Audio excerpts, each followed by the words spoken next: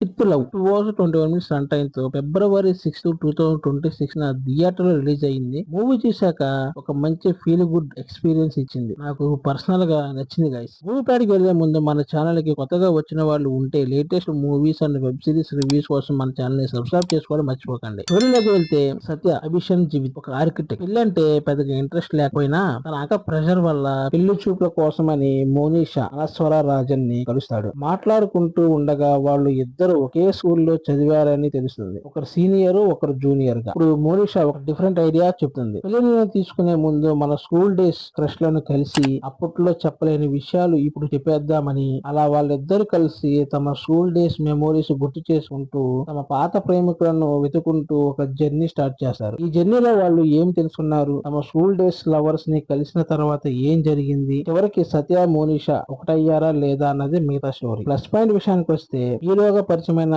అభిషన్ జీవిత్ చాలా న్యాచురల్ గా నటించాడు. బాయ్ నెక్స్ట్ డోర్ లుక్ లో బాగా సూట్ అయ్యాడు. ఇంకా స్కూల్ ఎపిసోడ్స్ లో వచ్చే కామెడీ ట్రాక్ యూకి బాగా కనెక్ట్ అవుతుంది. Heroine Anaswara Rajan emotional scenes లో చాలా బాగా పర్ఫార్మెన్స్ ఇచ్చింది. ఇది సినిమాకి ఒక పెద్ద స్ట్రెంగ్త్ అని చెప్పుకోవాలి. క్లైమాక్స్ కు ముందు వచ్చే విజువల్స్, మాంటేజ్ ద్వారా ప్రేమను చూపించిన విధానం కూడా చాలా బాగుంది. ఇంకా స్కూల్ డేస్ క్రష్ లు, ఫ్రెండ్స్, ఆ ఏజ్ లో ఇన్నోసెంట్ లవ్ స్టోరీస్ చూసేటప్పుడు ప్రతి ఒక్కరికి తమ స్కూల్ డేస్ మెమోరీస్ గుర్తుకొస్తాయి. మూవీ మొత్తం క్లీన్ కామెడీతో, ఫ్యామిలీ ఎమోషన్ తో ఎక్కడ బోర్ కొట్టకుండా సాగుతుంది. టెక్నికల్ ఆస్పెక్ట్ విషయానికి వస్తే సీన్ రోల్ డౌన్ ఇచ్చిన బ్యాక్గ్రౌండ్ స్కోర్ మూవీకి మంచి ఫీల్ గుడ్ వైబ్ తీసుకొచ్చింది. సాంగ్స్ కూడా బాగున్నాయి. ఇంకా శ్రేయాస్ కృష్ణ సినిమా ఆటోగ్రఫీ చాలా వామ్ గా, కలర్ఫుల్ గా ఉంది. తిరుచురాపల్లి, చెన్నై లొకేషన్ చాలా బాగా చూపించారు. డెబ్యూ డైరెక్టర్ మదన్ ఎమోషన్స్ చాలా సింపుల్ గా కనెక్ట్ అయ్యేలా చూపించాడు. ఇంకా మైనస్ పాయింట్ విషయానికి వస్తే సెకండ్ హాఫ్ స్టార్టింగ్ లో స్క్రీన్ ప్లే కాస్త స్లో అనిపిస్తుంది. కొన్ని సీన్లు సాగతీతగా అనిపిస్తాయి. స్టోరీ కొంతవరకు ప్రెడిక్టబుల్ గా ఉంటుంది. క్లైమాక్స్ బాగున్నా ఇంకొంచెం స్ట్రాంగ్ గా ఉండాల్సింది అనిపిస్తుంది. కొన్ని చోట్ల